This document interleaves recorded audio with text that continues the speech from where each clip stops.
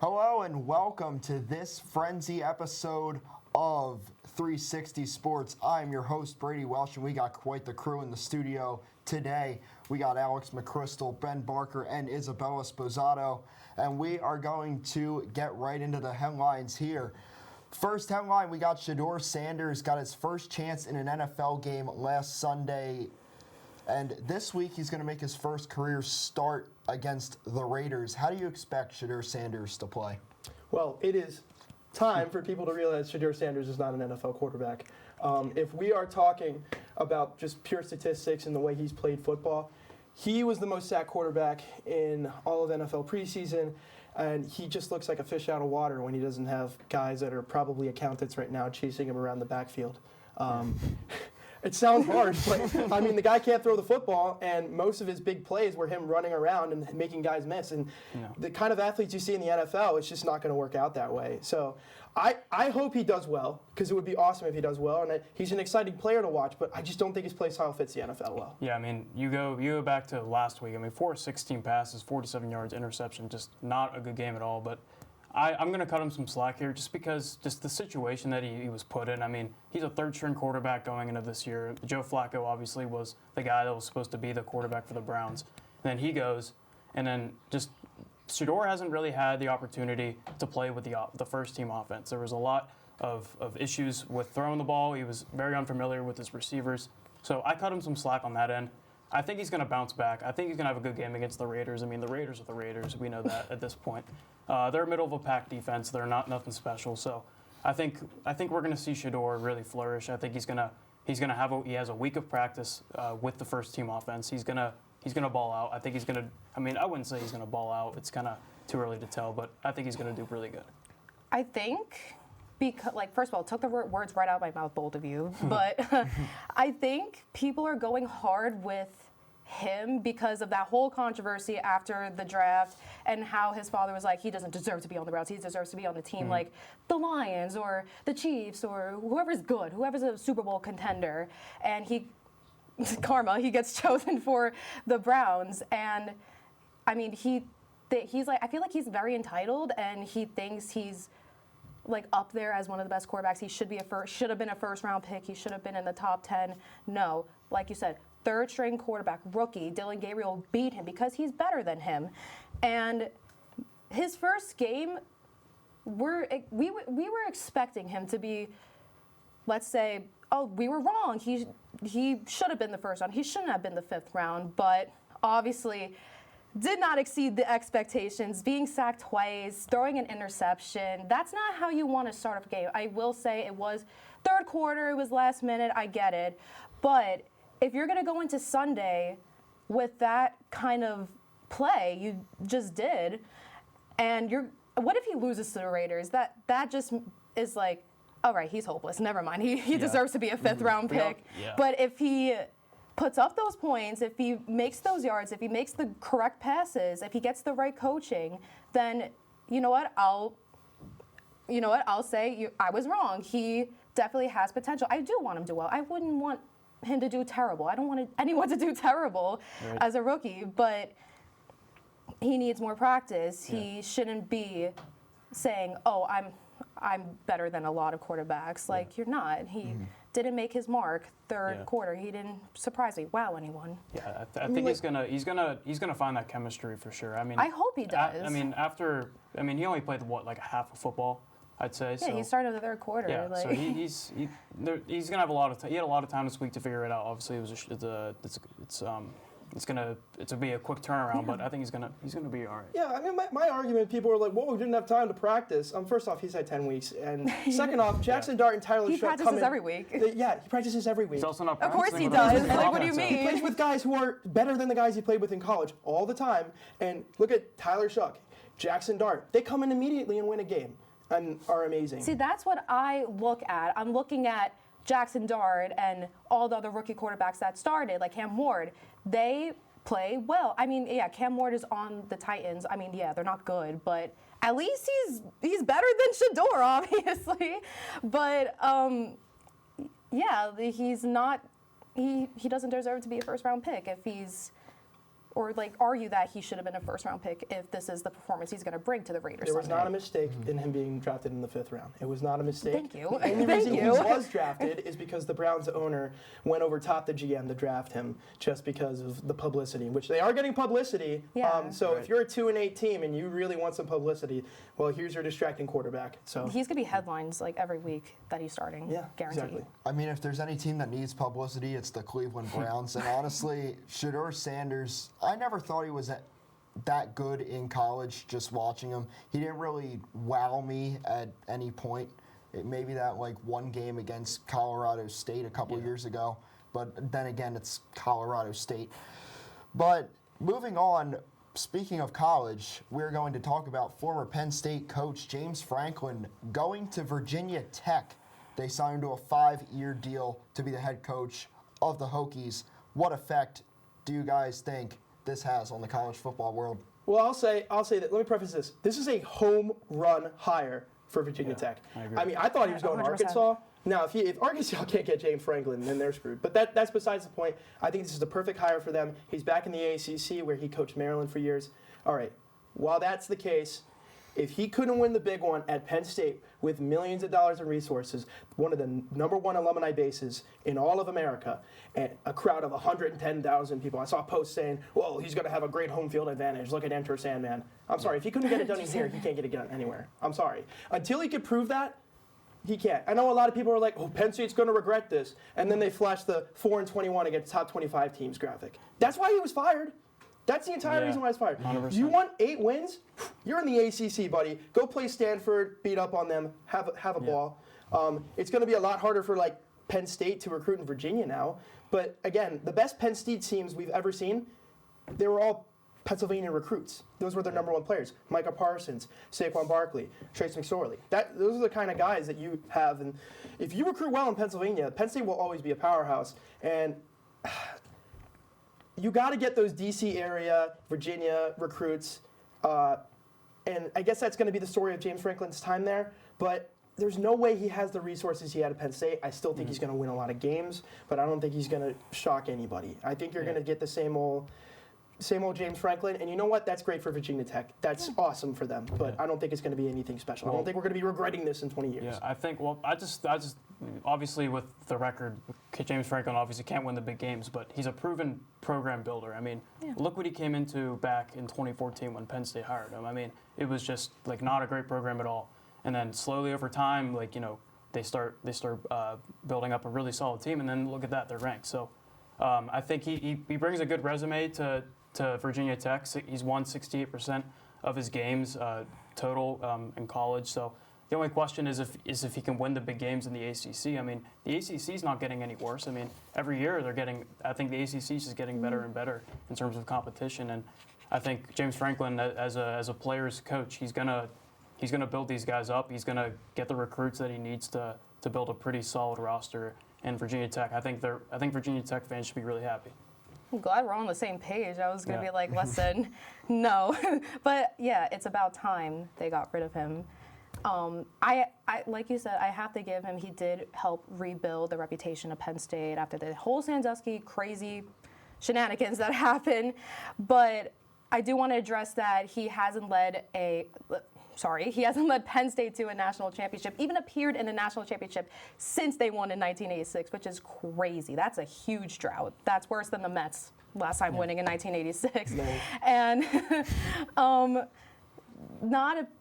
they appeared last year in the Big Ten championship, but I will admit it was a good game. Yeah. They didn't. They last time they won was 2016. He has that win, but it just declined ever since. I think he wasn't a good fit for the Big Ten, and his plays with Penn State just got more predictable. The opponent's defense saw that they were able to retaliate against that. He didn't really protect Geralder good enough. I feel like I kind of ruined his reputation. Sorry, but there was just no change in leadership even after those halves and in those crucial games. Yeah, the players played with heart. They made a difference, but did James Franklin help them in last-minute pressured situations? No. So I think with the Big Ten knowledge he has, it will do him good to be at Virginia Tech. I think he's in the perfect place. I think he deserves to be like somewhere lower to help a team like Virginia Tech rebuild themselves and maybe even appear in the 8 people. Who knows? But again, he's an excellent recruiter. That's his best coaching ability, and he's definitely going to bring a lot of new faces, bright future players, maybe even steal some from Penn State. But Probably. I think real. yeah, but I think he's I think he's going to be really good for Virginia Tech. There's no doubt about that. Yeah, he's an elite program builder, no doubt about that. And this is honestly, like you said, Alex, this is a home run hire for Virginia Tech. Just perfect for him in the ACC, in a place where he doesn't have too many expectations per se. I did see a stat. He is 2-21 against top 6 opponents, and the only NCAA coach with a worse record is ironically Frank Beamer. Wow. So this is pretty much legacy hire. Yeah, pretty much a legacy hire for Virginia Tech. But anyway, going to the NBA now, LeBron James has made his return to the Lakers on Tuesday. He dropped a double-double, 11 points, 12 assists. The Lakers are 11-4, 4th in the Western Conference. Does LeBron's return officially make the Lakers contenders? They're already contenders because they have Luka Doncic on their team. Any team with Luka Doncic on their team is a contender. Now, what I will say is at this point in his career, I know people won't want to say this because they'll see a highlight on SportsCenter or something. LeBron James is an above-average starter, and that's fine. Yeah. That is what he is at this career. He's what, 42? 40. 40? Feels like Still, it's pretty old. He's going to be 41 in December. Day before New Year's Eve. He's 40. And you know what? He's an above-average starter. He should not be the focal point of the offense. It should be Luka Doncic, and it should be Austin Reeves. Austin Reeves is an all-star. Absolutely. He's been amazing. Austin Reeves, I think LeBron James is probably the 3rd best player on the Lakers right now. I could be proven wrong, but right now it's Luka Doncic, Austin Reeves, and LeBron James. So I really just think it's going. That team is going as far as Luka and AR's taking them. And look, Luka Doncic took a team to the finals where its second best player was Jalen Brunson. I mean, Jalen Brunson's a fantastic player, but like it's a very similar makeup to that team. What they do need is a center. DeAndre Ayton is not elite. He is average. He is not elite. I don't think at this point in his career he's going to give them anything special. So I don't think it exactly changes their trajectory. I think it's about the same as it was last year. I mean, I don't even think it really matters at this point. Like, he's getting up there. He's not his prime anymore. He's not shooting like almost 40 points a game anymore. But obviously, it's going to be intimidating to have that lineup with LeBron James, Luka Doncic, and Austin Reeves. It's a good lineup, but the team is really going to dominate since Luka Doncic and Austin Reeves, they're rising star / talented already, and they're both pretty much averaging over 30 points each game. I think even when LeBron was injured, they were doing fine without him.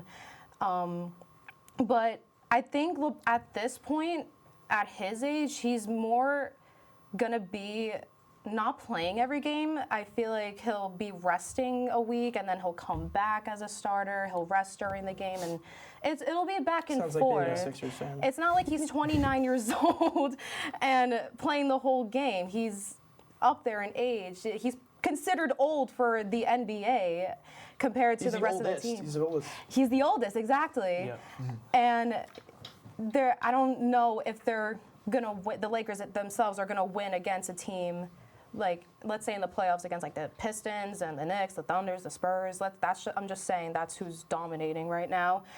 But I'll give him a chance. Like, I mean, I'm not saying he's going to be bad, but it's just not going to be the same as it was watching him like 10 years ago or 15 years ago. And we're looking at Luka Doncic. That is the only person really we're looking at as the new like Lakers starter, I feel like. Yeah, I mean, I think LeBron, I mean, obviously the scoring wasn't there last night, but 12 assists. I mean, this guy is the best at making all of his teammates around him, like, look, 10 times better. Like you mentioned, DeAndre Ayton, he's been average, right? But I feel like when LeBron comes back, he's going to turn him into a superstar, I think, in some way, shape, or form. But The problem with me for the Lakers, though, even though with LeBron being back, is their depth.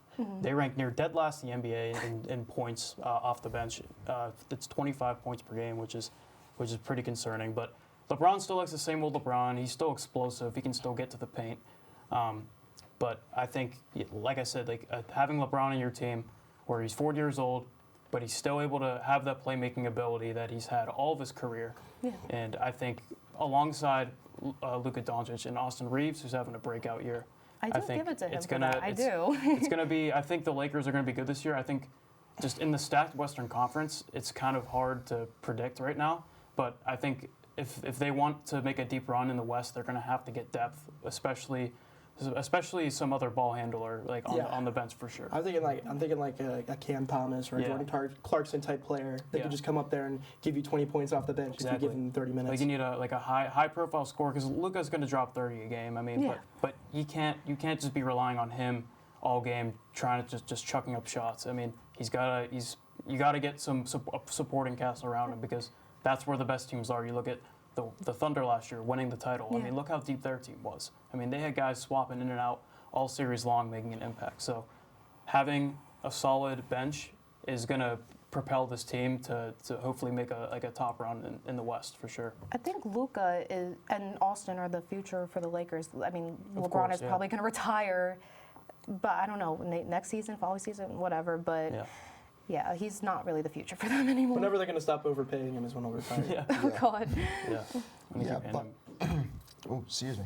But, LeBron is just aging like a fine wine, and whenever you have Luka on the team with him, that's a extremely scary team. Dangerous. Yeah, that is a dangerous duo right there. But we have a fun board segment for you today. We are going to stick with the Thanksgiving theme. We are going to compare an athlete of our choice to a Thanksgiving food and explain why. I'm very excited to see yours. And Alex, we're starting with you. All right, guys. Let me preface this by saying I am the biggest Eagles homer you will ever see. We won the Super Bowl. We're 8-2. Do we look awful doing it? Yes, but I don't care. Okay, we're winning games. I'm delusional. And now let me say, what makes every Thanksgiving dinner better? Friends, family? No, it's gravy. Okay, that's exactly what makes things better. And you know who's the gravy of my life is Saquon Barkley. All right, think of it this way. We go to the Super Bowl in 2022. We have an incredible offense. We have an incredible team. Jonathan Gannon, I will never forgive you for what you did to our defense. However, this team is incredible, right? They were just missing something. And then the next year, they run it back, and they collapse, and they lose to the Tampa Bay Buccaneers in the playoffs. It was awful. I couldn't stand it. And so they had an incredible turkey there. They had some mashed potatoes and turkey. But then they added some gravy, and that gravy was Saquon Barkley. Mm-hmm. And then they took over the league. And not only is Saquon Barkley just the best running back in the league, he brought the Eagles to the promised land. So that's why he's my gravy. Yeah, see, turkey's only good with gravy, so it kind of makes sense. I don't like gravy. I like that. You don't like gravy? No. Do you like turkey? No. See, that's good. Just say you don't like Thanksgiving. It's not about just the turkey. It's with the sides that come with it, too. Overrated, man. It Like is. what? Thank you. See? It is. I'm going to guess you like cranberry sauce. No, are you kidding? I like cranberry sauce. Oh, my God. I was about to Wow. say. I don't know. You might be the first person I've ever heard. Listen, man, it's good. Like you know, like you have like your whole entree and stuff, and then you get like the sweet cranberry sauce. Like it's good. Like Blech. come on now, come on, No. come on. We're not. That's we're the type of Louise. sweet That goes attacks your down. tongue and That's never down leave. We're on not the 10 list. years old here. 10 years old. We gotta learn to like new things. Come on. I've grown big in my palate. I'm We never got- going to drink coffee, and I'll never like cranberry sauce. All right. Coffee's All right. the goat. All right. All right, moving on. Isabella, Okay. you're next. So this is going to be a little bit of a turn of events for me because I always praise the Yankees. I praise how good they are, the players are, but we're going to stoop down a little bit, and I compared Anthony Volpe to turkey, essentially. I do have a metaphor going with this. Like, I want to preface this that I love him. He definitely deserves a chance, and I do want him to see him grow. I love him as a person. He's really nice, as what I've heard. But turkey, to me, when it's plain, it's bland and chewy. So the metaphor I'm getting with that is that the turkey is good the first few bites, Anthony Volpe is good at the start of the season, but as the season progresses, he does bad. He tries hitting for the fences when he's not a home run hitter. He should be getting those RBIs up, and he strikes out a lot also. And his fielding is not good. Last year, what was going on with him? Over 15 mistakes at shortstop. I granted he played with an injury, but there's no excuse. Why are you out there if you're playing with an injury? But I think this pick was really funny. But I do hope he gets better, as I hope turkey gets better and people cook it right. But for now, Anthony Volpe is, I don't think he'll be a starter this season. Yeah, that's a valid comparison because Thank turkey you. is gross. Yeah, Without nothing nice follows it when somebody he says, "Well, he's a better man off the field than on the field." He had a Nothing great nice rookie comes year. He after that. declined over the years. Is he going to keep declining, or is he going to step up? Is he going to play to his potential? I'm pissed. The potential that everyone Yes. says that he's going to be a superstar. Definition of Yes. insanity is Haven't trying the seen same it. thing over and over and Yeah, expecting a different yeah. result. Yep. Yeah, I agree. honestly. Well, hopefully he learns if he's not a starter this year, in the next season. This is the year he figures it out. Yeah, I might give him like one more year just because it's like his Yeah. third or fourth Yeah. season. He's Fourth. still young. This will be his right? fifth season, I think, Ooh, starting fifth. next season. All right. So you Which guys have- time went by. You guys have an Alec Bohm too. That's cool. All right, Ben. All right, you well, are next. speaking of insanity, I'm going to be talking about a team that, I completely Pirates? yes, the Pirates. You got it. So How do we guess? basically, my pick is none other than my guy Paul Skeens, and I compare him to Stuffing because Stuffing is whether you like it or not, it is by far the best.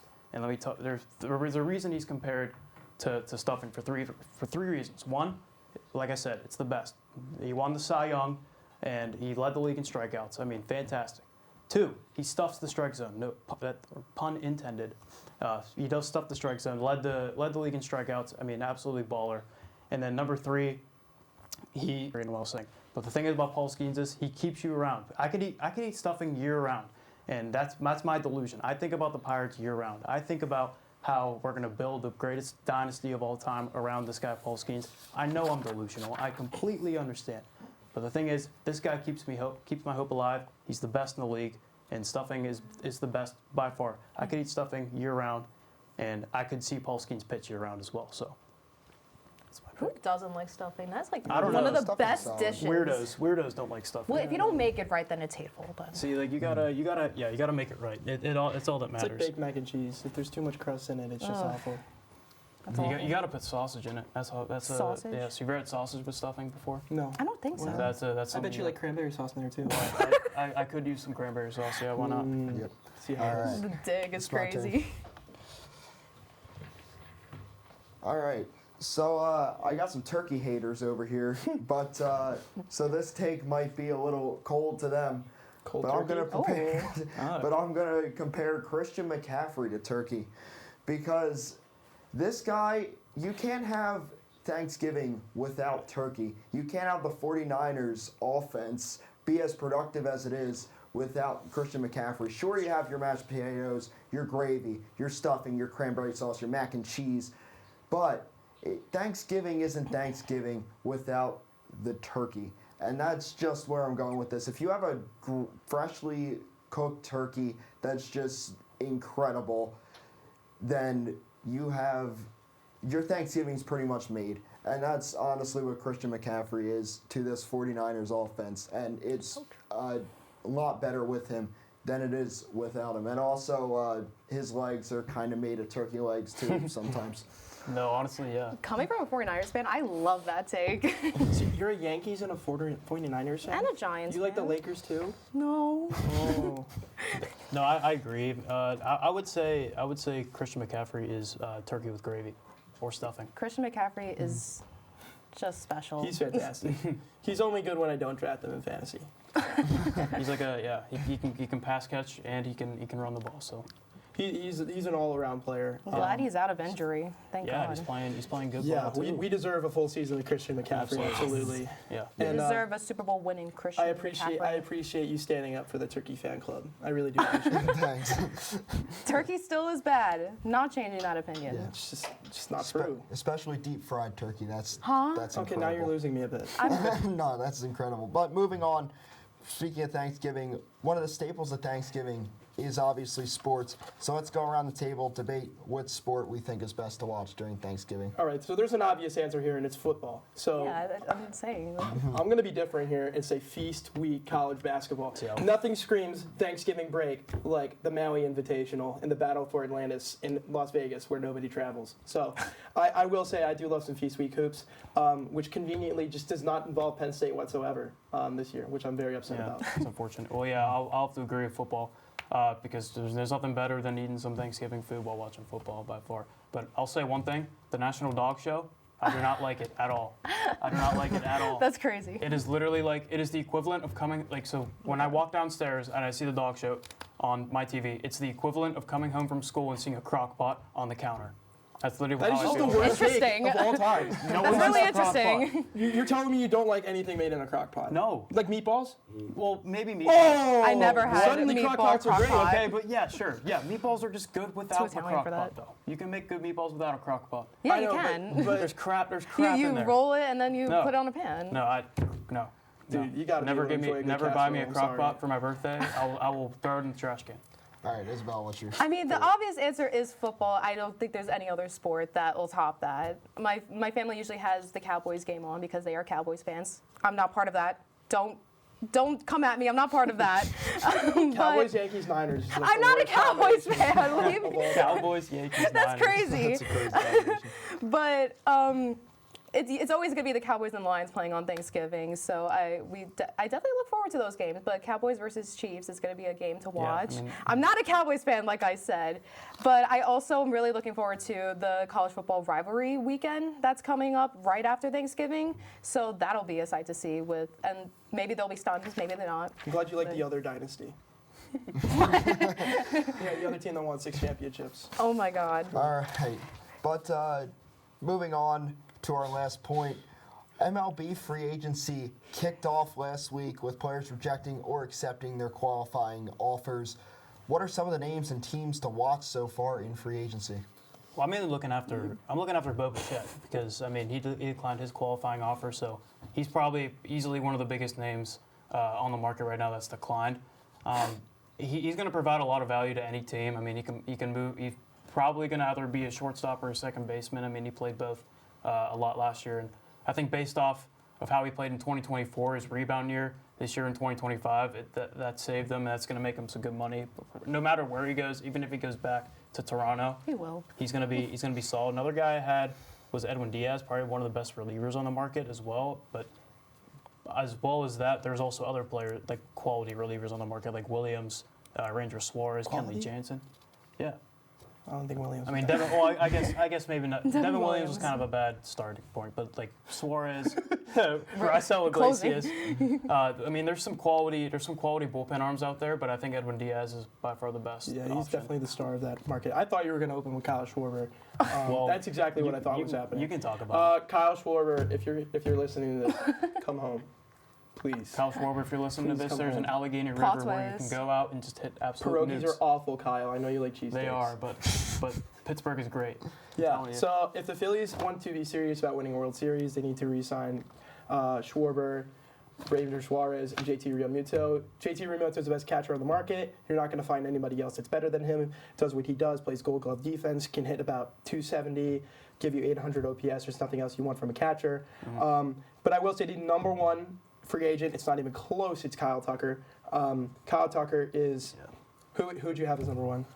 Cody Bellinger. It's just not Of true. course. What do you mean, of course? Because you're a Yankees fan. No, of it has course. nothing to do with that. It's you just had he's high demand. Look at his stats from last season. High demand. Both defense and hitting. No, he's, Okay, he's, so he's a you're great player. telling me right now you would rather have Cody Bellinger in like right field than Kyle Tucker?